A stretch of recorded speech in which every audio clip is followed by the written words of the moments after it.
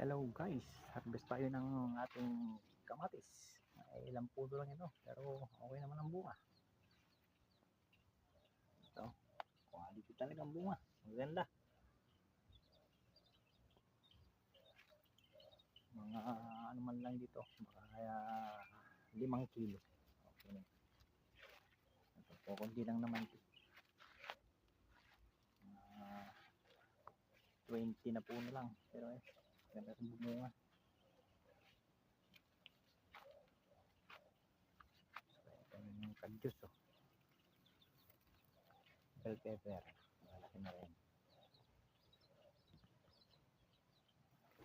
Tanim-tanim lang, at pag bumunga hindi nabibili. So meron tayong sinasabing food security. Tanim-tanim lang tayo.